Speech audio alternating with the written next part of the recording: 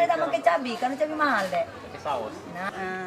Pedagang cabai di pasar tradisional Sakas Labung, Kota Muara II, Oku Selatan ini tak mampu berbuat apa-apa saat harga cabai menembus Rp80.000 per kilogram sejak 2 pekan terakhir.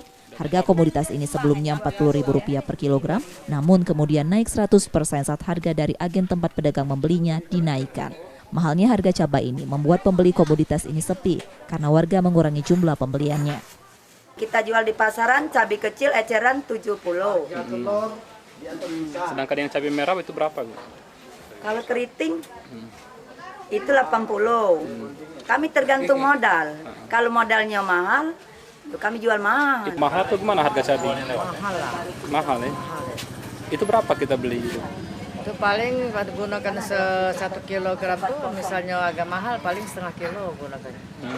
Jadi ngurangi pemakaian. Pemakaian. Di kabupaten ini cabai didatangkan dari Kabupaten Lampung Barat. Pedagang mengaku harga kali ini merupakan harga tertinggi sepanjang tahun ini. Turun. Setia Budi, Kompas TV, Ogan Kombring, Ulu Selatan, Sumatera Selatan.